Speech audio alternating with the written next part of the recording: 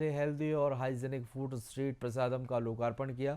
इस अवसर पर सीएम ने कहा कि विकास का कारवां लगातार चलता रहेगा, विकास के मामले में कोई समझौता नहीं होगा। 21वीं सदी में भारत पीएम मोदी के नेतृत्व में दुनिया का सशक्त राष्ट्र बनकर उभरेगा।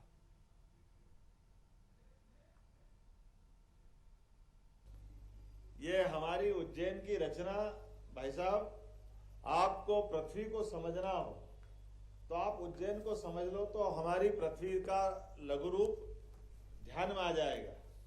84 लाख योनियों का संसार जिनके माध्यम से हमारे शरीर की कल्पना की जा सकती। हमारे यहाँ 84 महादेव है।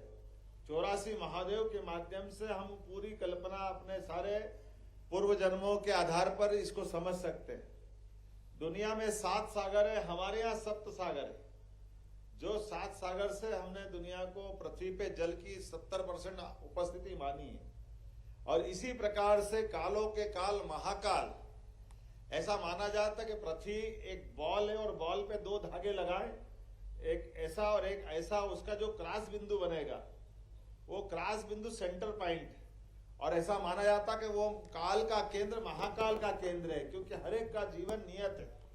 इस चराचर जगत में सब कुछ दृश्यमान में हर एक कोई घूम रहा है, कोई स्थिर नहीं। चंद्रमा पृथ्वी के चक्कर लगा रहा है, पृथ्वी सूर्य के चक्कर लगा रही है, सूर्य सौरमंडल के साथ किसी और के चक्कर लगा रहा है, कहीं आकाश गंगा तक ये क्रम जारी रहता है। और ऐसे में हम सब जानते कि पृथ्वी की रचना भी अगर अपन समझे तो हम अपने ये जो काल का नगरी है, ये वास्तव में भविष्य का ग्रीनविच है। 300 साल पहले तक दुनिया में समय की शुद्धता की गणना कहीं से अगर होती थी तो उज्जैन से होती थी। ये उसका सेंटर पॉइंट, और हमने इस सेंटर पॉइंट को लेकर के साइंस टेक्नोलॉजी विभाग को जोड़ करके एक नई ऑब्जर्वेटरी भी बनाई। आईआईटी और फिजिक्स के डिपार्टमेंट यूनिवर्सिटी को जोड़ करके उस पर रिसर्च कराने का काम भी चालू कराया। और अपनी आंखों से आप 21 जून और 22 दिसंबर को देख सकते हैं। दिन के मध्याह्न में ठीक 12 बजे सूर्य देवता जब अपनी कक्षा बदलते हैं तो आपकी आंखों से दिखाई देगा कि सूर्य उत्तरायण से दक्षिणायन में कैसे प्रवेश कर रहा है। जब ऐसा कहते कि एक समय ऐसा आता कि जब छाया भी आपका साया भी आपका साथ छोड़ देता, वो पॉइंट अगर देखना तो वो अपने उज्जैन से हमको दिखाई देता है। ऐसे कई सारे बहुत सारे प्रकार है।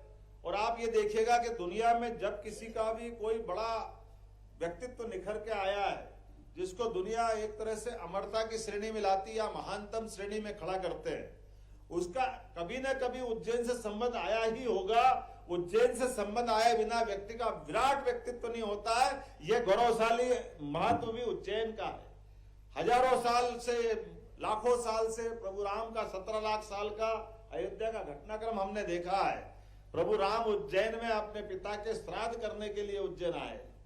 काकभूषणी के माध्यम से रामायण जी की पूरी रचना की महत्ता उज्जैन से जुड़ी हुई। और ये नहीं, 5000 साल पहले भगवान कृष्ण का भी उज्जैन में ही शिक्षा दीक्षा हुई। 64 कला, 14 विद्या, आचार्य सांदीपनि का आश्रम, उनकी एक ससुराल उज्जैन राजा सूरसेन यादव की लड़की मित्रविंदा से। ऐसे कई कई कारणों से 2500 साल पहले हमको मालूम है, जब अपना एक अलग दौर से देश गुजर रहा था, बौद्धों की एक नई ताकत का उदय हो रहा था, महात्मा बुद्ध के काल में भी